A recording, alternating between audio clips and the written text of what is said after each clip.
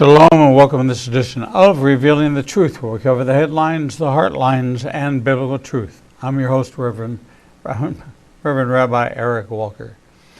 Trish Porter Topmiller knows of the discipline, sacrifice, and hard work it takes to succeed in life. She's a world record-holding athlete who participated in the Olympics. She also knows it takes faith to move forward in the face of obstacles and adverse conditions.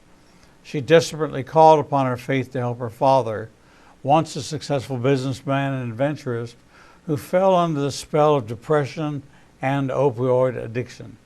Chuck King, he used to answer his phone, "King here," was raised by a pair of alcoholics. His father took uppers in the morning to get out of bed and downers at night to go to sleep.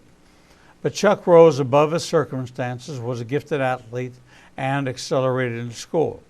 He built up a successful career in developing industrial and office buildings and expanded into venture capital.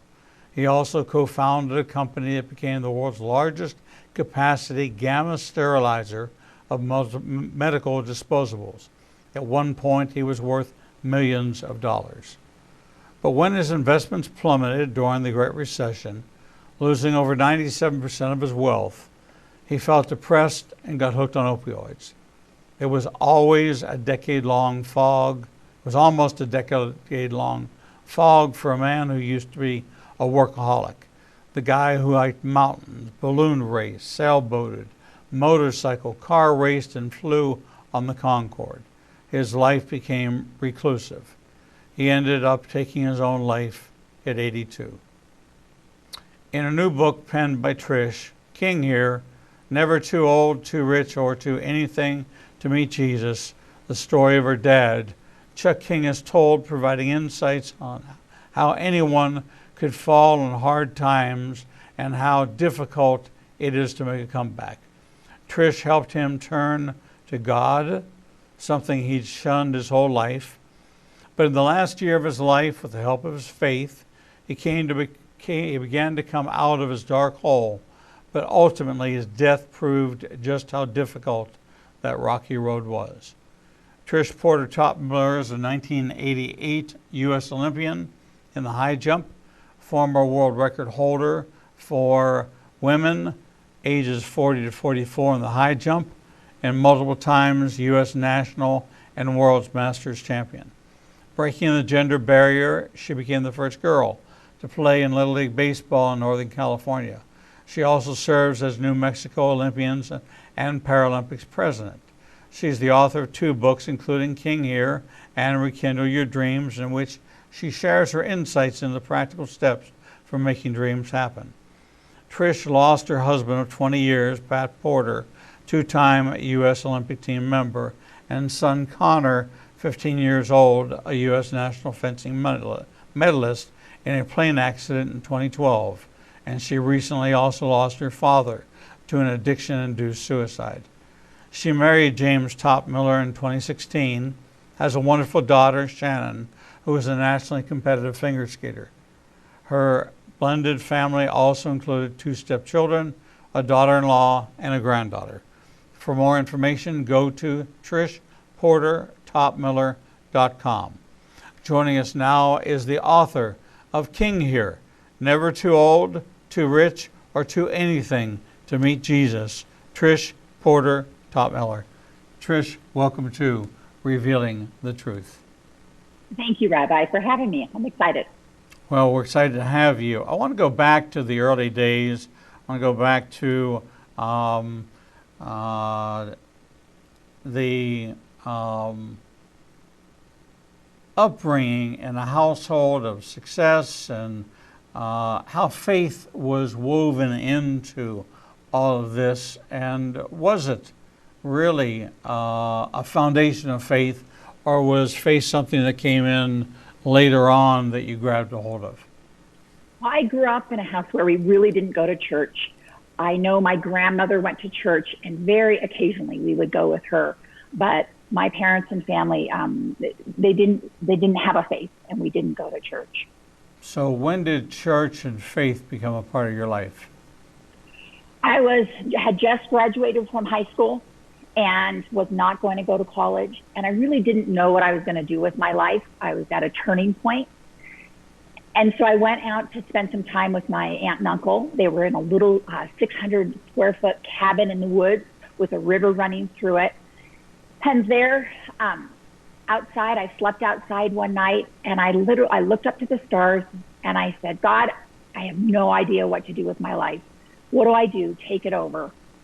And the next day when I woke up, my aunt and uncle started talking to me, and they started talking to me about Jesus. And then they said, would you like to pray to receive Jesus into your life and turn over your life to him? And I'm like, yeah, I kind of did that last night. I prayed to God, but yeah, I'd like to do that.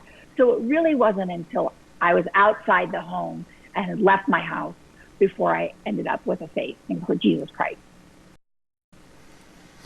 And so in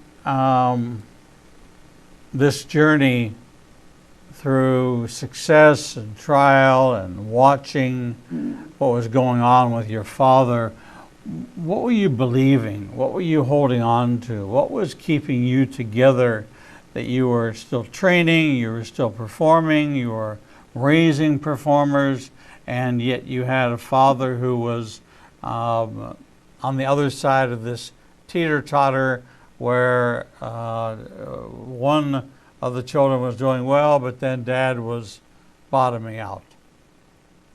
Yeah, that it was a huge struggle for me, because as an Olympic athlete and all of the things that he taught me growing up, he taught me, he had great sayings. When I was in high school, he gave me a little slip of paper that said, dream, then go after that dream with sweat and commitment. So it's called Chuckism. And those were kind of his sayings he either made up, or it was somebody else's saying, or it was a saying that he tweaked. So that was what I grew up with. I grew up with inspiration. He wasn't necessarily super successful as a businessman at that time. He was just building his business and just working a lot.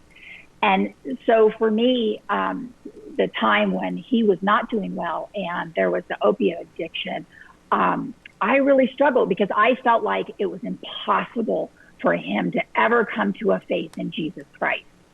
And so I clung to that all things are possible with God, that we tend to write people off. I think we think, oh, they're too far gone for God to ever reach them. And who are we to do that? Who are we to say who is too far gone? With God, all things are possible. And so that was one of my hopes with reference to my father. Now, where was your mom in this picture? My parents divorced when I was 15, and so they were apart. My dad remarried. He remarried a woman who was 20 years younger than him. So she was 40, and then he was 60 when they married. And so that was really his life, his new life that he had got started with her. And they had a great life for about 10 years, and then until the opioid addiction came into play. And so, how subtle was this opioid addiction? Where did it start? His back started to hurt.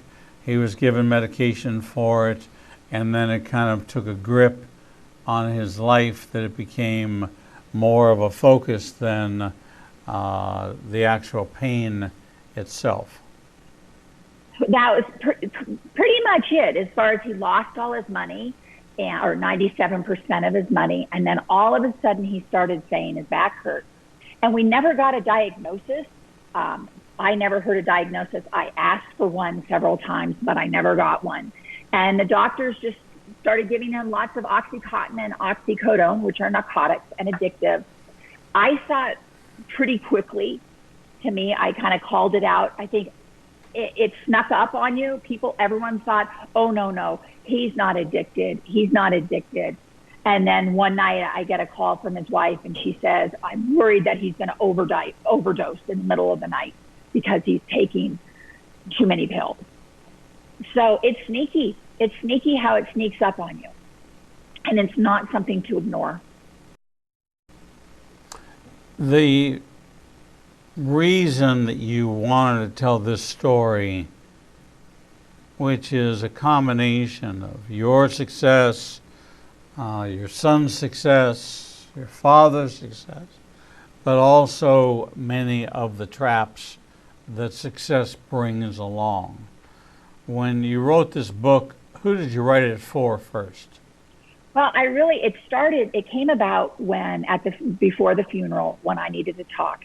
And so I looked back on my dad's life, and he was such an amazing man.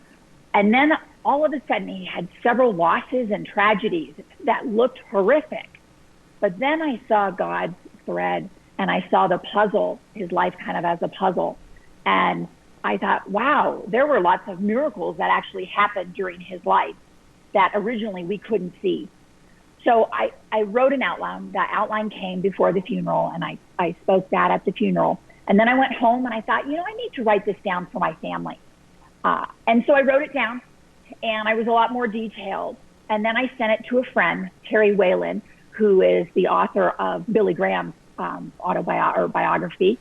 And I said, hey, where can I self-publish this? I just want to do this for my family. And he came back with, because I had given him a one-page information sheet on the book, he came back with, this story is a great story that needs to be told beyond your family, that it needs to be shared because it will impact many people. And so that was really the beginning where I thought, okay, wow, okay, I can do that. So I saw several core thematic messages, almost like climbing a staircase from one plateau to another, but building to the pinnacle, which was the encounter with God, and then that was as far as you could go because that's where you needed to go. And so the journey up the steps and the falling and the various things that happen in between are played out in the book. Some of your fondest memories between you and your dad are chronicled in here. What were some of the real highlights for you? Well, one of the things I loved about my father, and I'm a lot like him, is I liked his adventurous spirit. And he loved to include other people in his adventures. So, as you said earlier, he went around the world in 26 days on the Concorde, which is a supersonic jet. He once took a date. He flew her on a jet from San Francisco to Los Angeles so they could have dinner on the Goodyear blimp at night over seeing the city lights in Los Angeles. He took me ballooning. We went hot air ballooning and got to go on the Chase crew early in the morning. He flew my family all to the Olympics, so they got to watch me compete at the Olympics. So that was super sweet. And then he also flew my family when I started again as a master's at the national championships at my alma mater at University of Oregon. He flew everyone there. So I had my family there cheering me on, which I loved and felt really wonderful. But we'd snow ski together. We'd go snowmobiling. We'd play tennis. We'd go hiking. So you spent a lot of time. Now, did he coach you? Was he involved in your training? Did he take pride in what you were doing? He never coached us growing up. He wasn't that type of a father. He would work with me in the backyard. I was in gymnastics when I was young, and so he would work on my round off flip-flops, and he would spot me on the back flips on the trampoline. He'd throw the baseball with me and make sure I was strong in my throwing.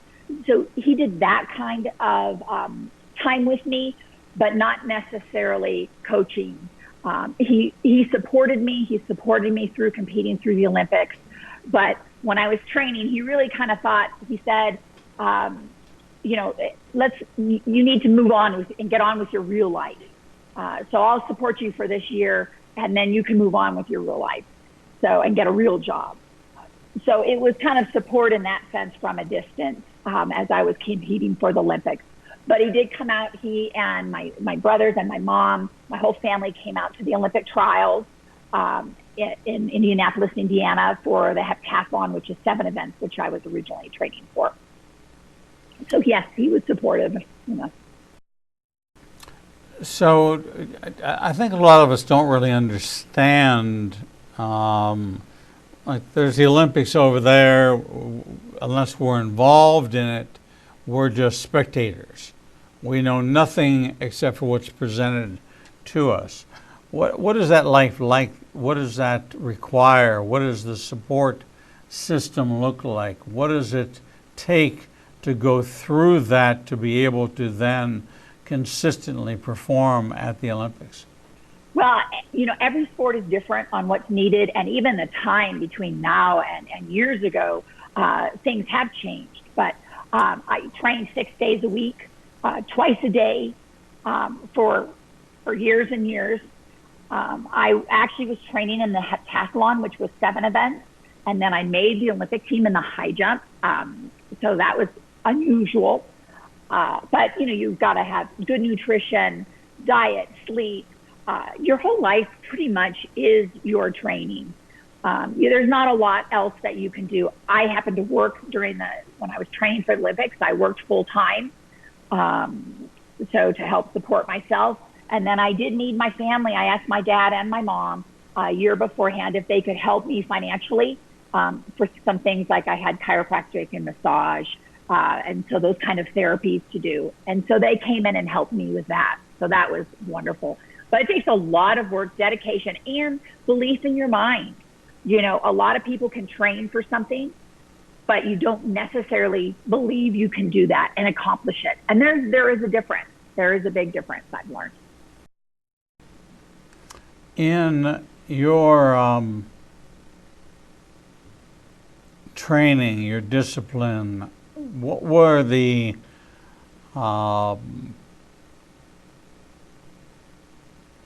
heroes, the role models for what you were trying to aspire to be?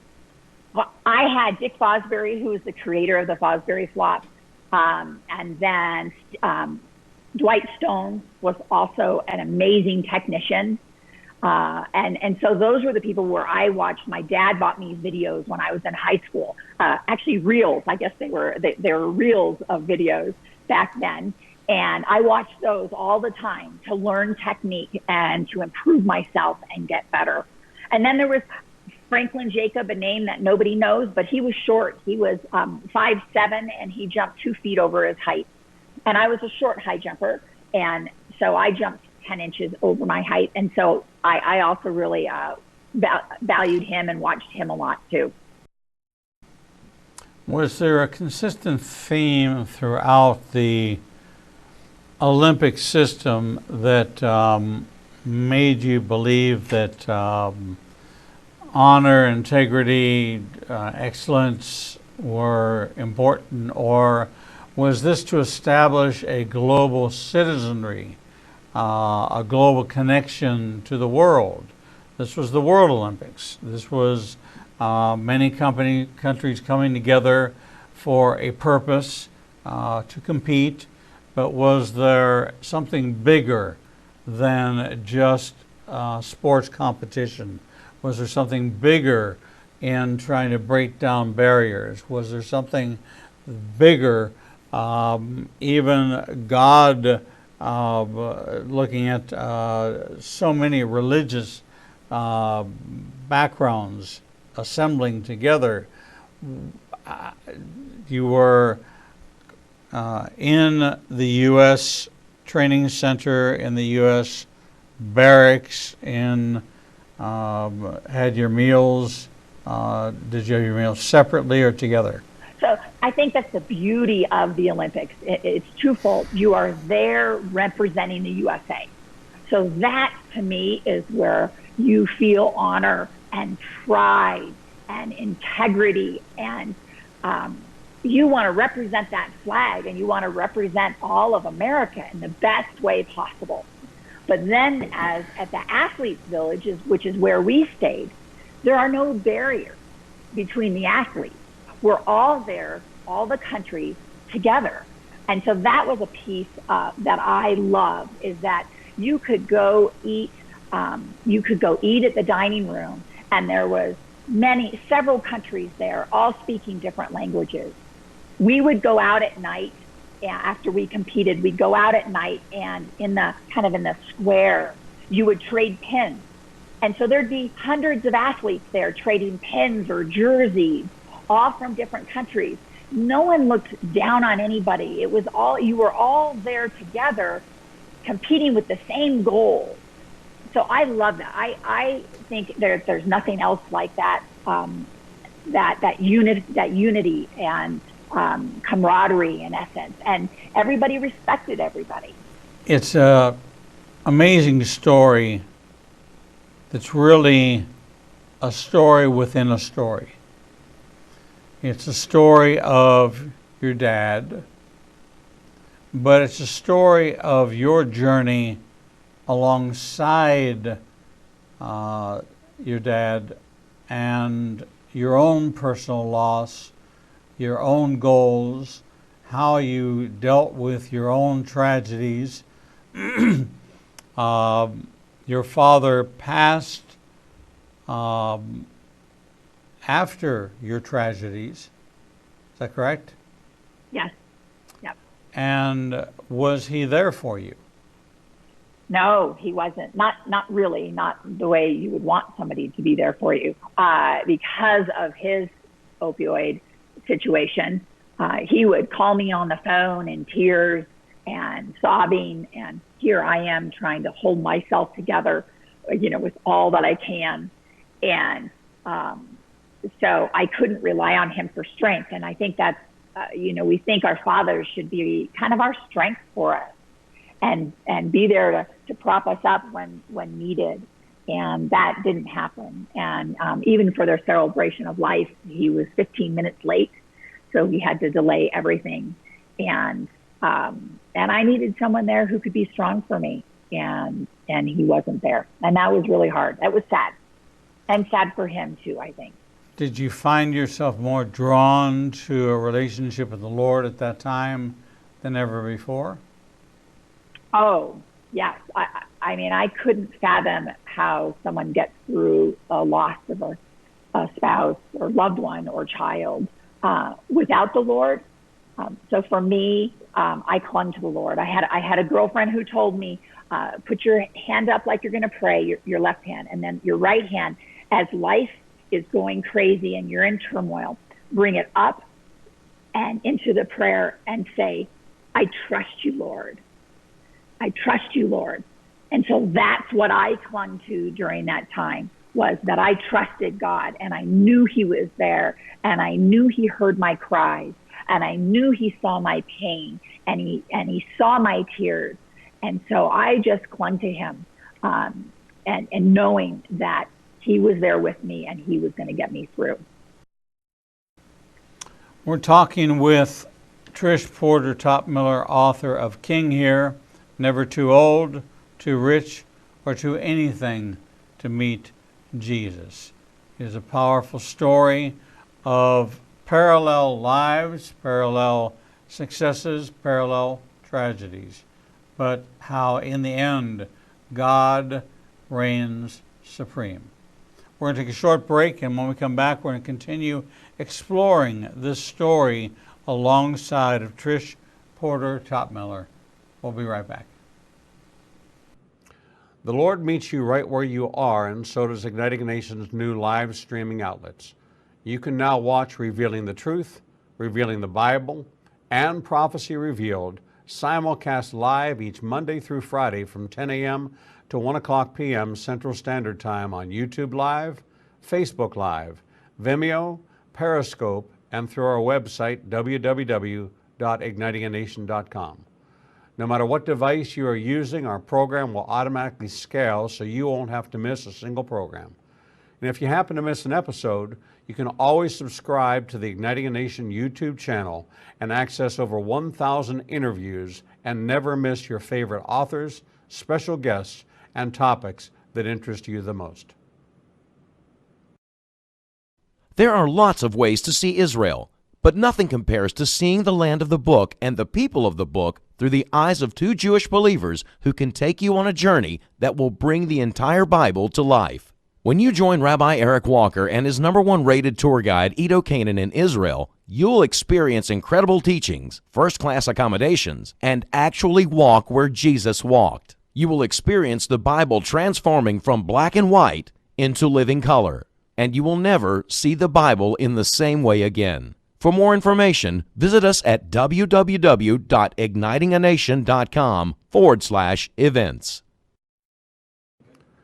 The Lord contends with what contends with you, and Igniting a Nation is committed to bringing to light each and every issue that faces a believer's life. Our live stream programming and teachings take you on a journey to finding biblical truth from a wide variety of experts who share their insights into a deeper walk with the Lord. We have assembled the most comprehensive panel of experts in the fields of prophecy, caregiving, healing from trauma, shame, and abuse, and so much more. We continue to expand our teachings and programming to meet your needs.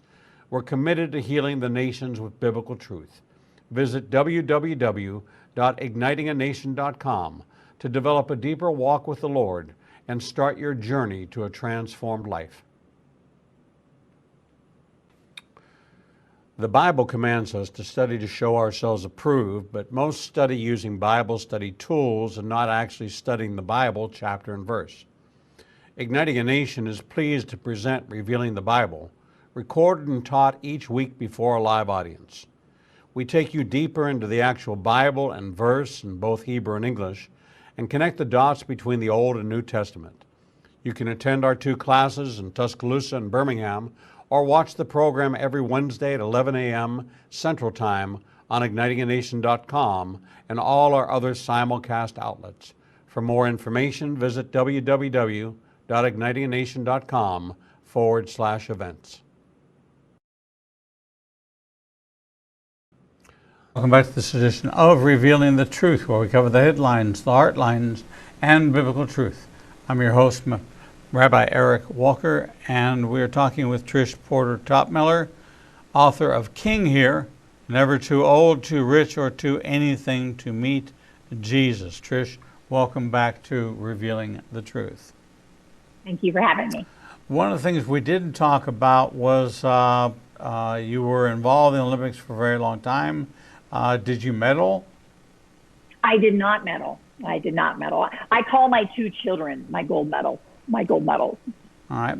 Now, how was that for you? You put in many, many years, I believe 11 or so years of... Well, I competed in one Olympics. I competed for several years, and then I took 11 years off, and then I started on the master's level and competed for 9 years on the master's level. Okay. And what kept you going in spite, and this is a very important biblical lesson, and it's the reason I'm asking it for you. How can someone who is not winning races, who's not up on the podium, how can they continue to be 4th, 5th, 6th, 7th, 8th, 9th place and still get up there each and every day and practice and endure, knowing that there are those that are better than them and that they are willing to continue to compete because it is a personal challenge, it is not a corporate challenge. Help us understand that. Couple different things. One, I felt like God had given me a gift. And in my case, it was a gift of high jumping. And it brought me with other people. And so I wanted to make sure that I was doing the best I could with that gift. And then the other thing is when we're not always winning, there's a lot of lessons in that. And so I learned to put who I am is not a result of how good I do or if I win medals or I get first place. Who I am is based on what Christ and what God says to me, who I am. So because I know Jesus loves me, because I know I'm special, because I know I am his daughter, I have to have my security lie in that and not my security lying in how high I jump. Because there will always be people who will break your records or be better than you. But thankfully, God always loves me. And so it's a tough lesson to have, because so often we do put who we are in our work. You felt like God gave you a gift. Mm-hmm. How did that come to you? How did that feel to you? Where did that originate from? It was almost just a knowing within me that I knew it was something that was different. I knew it was something, a talent that he had given me. And so I wanted to be faithful and do the best I could with that talent, and then use it for his glory. Use it as an opportunity to be able to share the Lord and Christ's love with other people. And so it was a knowing, and then along the way, when I was praying about whether I was going to come back and compete, I got different confirmations, whether it was a Bible verse or whether it was a sermon, a teaching at church. So along the way. You talk a lot about your father in the book. Outrageous adventures, hot air ballooning, all these different things that he did. When you examine now, looking backwards, why do you think he did them? I think he was a little bit of an adrenaline junkie. I think he liked that high. And I think he felt good. He loved seeing other people experience something fabulous for the first time that maybe they could never experience. So he loved watching their faces and seeing the smiles and maybe the accolades. He wasn't about things, so he didn't own a lot of stuff, material things. He liked the adventures, and he liked sharing that and the joy that it brought so many people. Now, you had a lot of faith, but your dad had no relationship with God. You had family who had a relationship with God. You talk about Aunt Terry and Uncle Phil, and that's who really kind of embraced you. They walked you through the door. They talked to you about Jesus. Did you walk away from that with a burden to make your father know what you knew? I did. And when I left to college almost right away, just a couple weeks after I accepted the Lord. And there I got involved in a couple different Christian groups, the Navigators and then Fellowship of Christian Athletes, which I'm still involved in a different level today. But they taught me the 4 spiritual laws, and they taught me about Jesus, and they taught about how Christ is the bridge between God and our sin. And the only way to get to heaven is through Jesus Christ. And so I went home and I shared those 4 spiritual laws with him in the book, and I went through it, how to accept Jesus when I was young. And he was polite, but had really no desire or no need for God. I prayed. And so, And then I spent years and years praying and would try and talk throughout my life to him about the Lord. When you spoke to him about the Lord, how did he receive it? Pretty it wasn't for me. That's your thing, your cup of tea, not mine. There was no interest. They actually kind of thought I was a little crazy, I think, a little fanatical. Do you believe that your dad accepted the Lord? Absolutely, I do. I do, because my husband James was the one who decided to spend some time reading his Bible in my dad's kitchen. And my dad often wouldn't get up till 2 in the afternoon. He would sleep 21, 22 hours a day. And so James was there in the kitchen, and when my dad came out, they started talking. And James said, so Chuck, if you were going to die, if you died today and went to heaven, and at pearly gates they said, why should we let you in? What would you say? And my dad said, because I'm a good person. And so James said, well, the problem is that God's standard is perfection, and only in heaven can perfection get in. And so James or Chuck, have you ever told a lie? And my dad said, well, yeah. And he said, that's one example of sin that separates us from God. And so because of that sin and that separation is death and separation from God. And so you're not able to go to him. And so then he shared, and they talked further. And ultimately, James ended up asking my dad if he wanted to pray to receive Jesus into his life and to forgive him of his sins. And my dad said yes. So my dad prayed that day for God to forgive him of his sins and to come into his life and to live a life that pleases him. And so because we believe, I believe he is saved. And I know there are those who think, well, he didn't necessarily have all sorts of radical changes, but not everybody has radical changes in their lives. There are the small changes, the subtle changes that we saw that made me believe that his faith was true. You say that you believe that your father had an encounter with an angel. Yes. So when my dad finally decided and said yes to my brother Charlie to go to church, so they went to church, and there on the second row was who I call an angel. His name was Michael. It's one of the reasons I call him Angel. But he was there in the second row, worshiping the Lord with his hands and body and moving and singing. But the thing was, my dad was inexplicably drawn to him. So that's what didn't make sense, is my dad was drawn to him.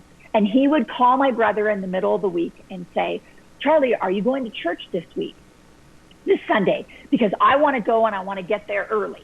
And the thing was, my dad was never early for anything in his life. He lived on King Standard Time, which was typically 1 to 2 hours late. And so it was very unusual for my dad wanting to get someplace early. So he was drawn to Michael the angel. And then one day, my brother went up to Michael and said, I tried to share Jesus with my dad, and he said no. And would you talk to him about Jesus? Because I know he likes you, and I know he's drawn to you. And Michael looked at him and said, God's got your dad in his hands. God's got your dad in his hands. Who says that? Why wouldn't he say, I'd love to talk to him about the Lord? He didn't. And so that response to me is one of an angel, that my dad was inexplicably drawn to him. His name was Michael, and he said, God's got your dad in his hands. When you saw this change take place in your dad, what else did you see that was different about him? Well, he went to church several times by himself. And to some, that might not sound like a big deal, but you're talking about an 82-year-old man who's never gone to church, who often slept in till 2 in the afternoon, and often wouldn't even get dressed during the day. He'd stay in his pajamas, so to speak. So here's a man who got up early, got out of bed, drove the car, which was a little scary. He had a few dents and things like that and scratches on it. Don't know where they came from, but he went to church. So he made a point. It was important to him to go to church. And then we had gotten him a Bible, and we found his caretaker would find his Bible on his bed in different places. so that also says that he was reading it. And so those were a couple of the things that made me realize that his faith was real.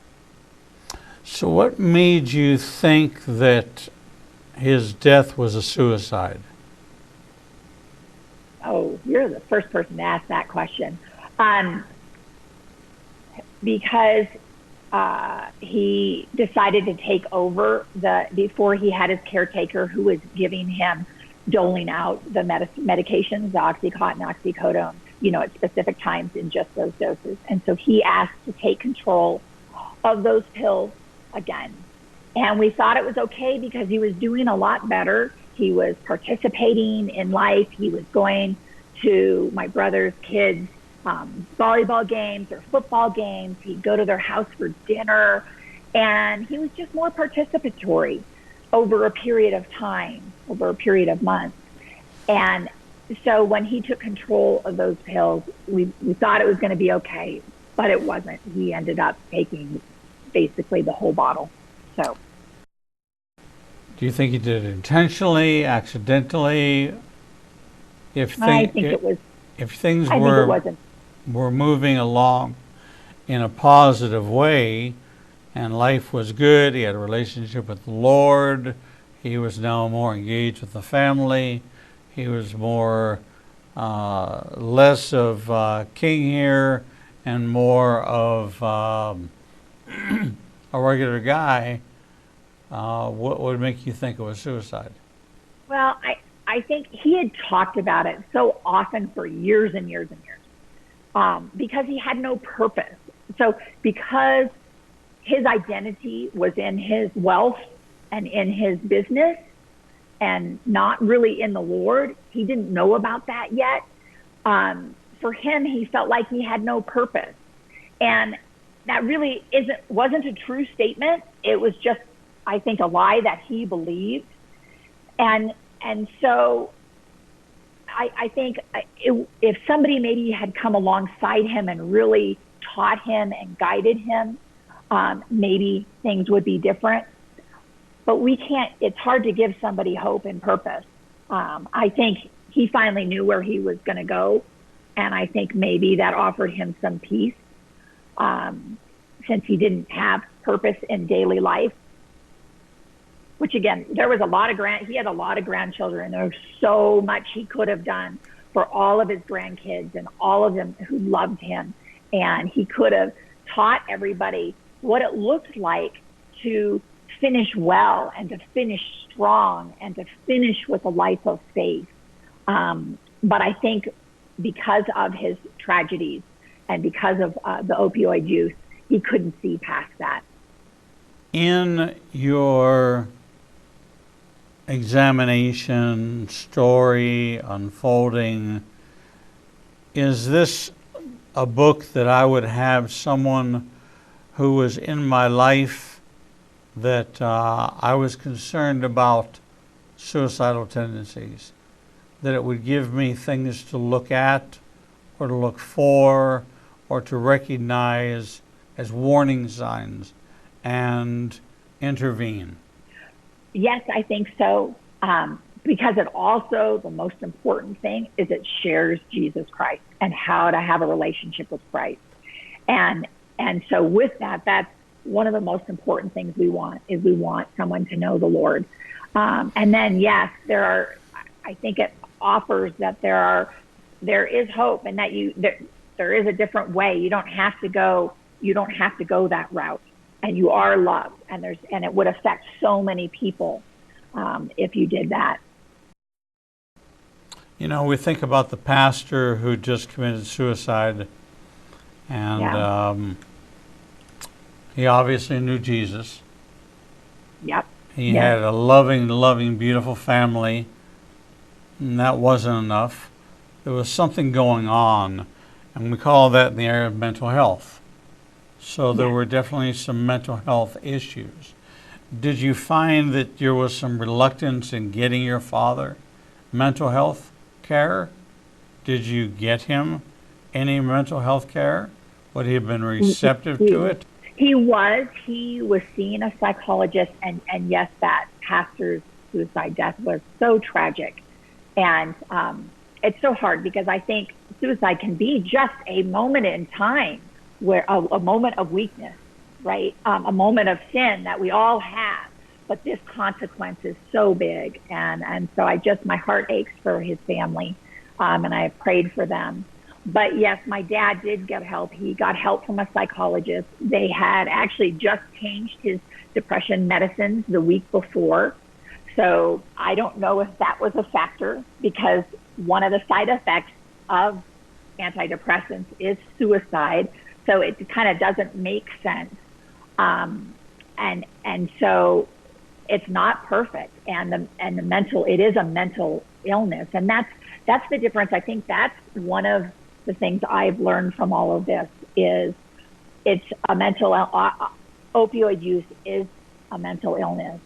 And so we need to have compassion. And because I was thinking, why can't he just stop, right? I'm an athlete. You just stop. You stop doing caffeine, you stop doing sugar. That's what you do to be successful. But it is different. And we do need to have compassion for them. You inadvertently, no malice intended whatsoever, you used a word in the description that you may not be aware you even said. And that is when the young pastor took his life and the sin of suicide. And we stand back and we take a look at what is sin, and is this something that God defines as sin? Well, it's the murder of oneself. Well, there's many contributing factors to this. Is it something we would say that all people who committed suicide committed a sin? Is it forgivable? Is it pardonable?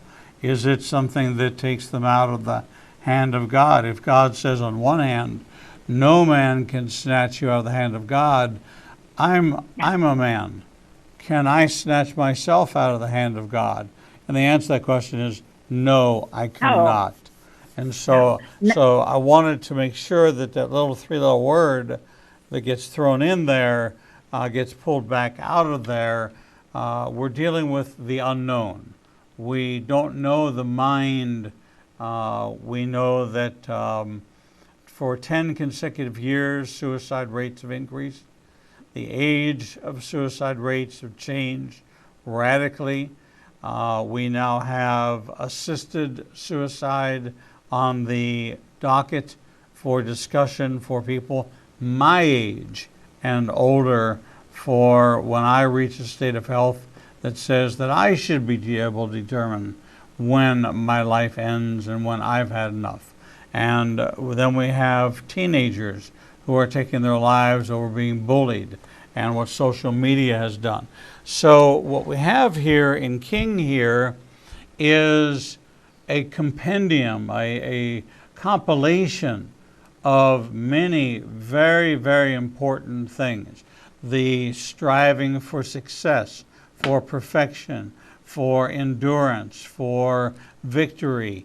What happens in a parallel world where there is abandonment and addiction, and could it have very well have been that part of the motivation for your performance and your drive to performance was to win the approval of a father who wasn't there, that if you could just get that medal, that was going to be what pulled him over to the other side. And there's so many questions that come out of this that it becomes so real. It becomes so transparent, and it becomes whatever it is the reader wants to look at and personalize and say, you know what, here's Trish Porter Topmiller, professional athlete, or really amateur athlete that was her profession, and strove for excellence and would not give up. Even though she wasn't winning, she hung in there and she kept on going. What was she going for? her personal best, is that enough to go 11, 12, 15 years to get my personal best? Or was it to win the approval of a father that would make him stop what he was doing, which was destructive, and embrace what you were doing, which was constructive? And we don't know. You know what resonates with you. You know if I'm reading your mail or if I'm not reading your mail. You know what I read in the pages here and what your heart's desire was. And your heart's desire was met, but you really wanted a life with your Father who was in the Lord and active in your life and your children and his grandchildren's life as a fully healed, fully recovered, and fully engaged grandfather. And isn't that what we all want for our loved ones? But it starts, early or late, it starts with that first step, and that is to know the Lord. And this is the story of Trish Porter Topmiller, who loved her father so much that she looked up to him. She revered him. King here, that's how he used to answer the phone. To take a look at his life and say, you're never too old, too rich, or too anything to meet Jesus. And it's a message for everybody. And it's her story, but it's your story too. And I encourage you to visit ignitingnation.com. Look on today's schedule on the front page. You're going to see this book and her name, and just click on it and order the book and get a copy for yourself. Trish Porter Topmiller, thank you. Thank you for sharing this story with us here on Revealing the Truth. Thank you for having me. God bless you. God bless you. We're going to take a short break, and when we come back, we'll bring you the next edition of Revealing the Truth.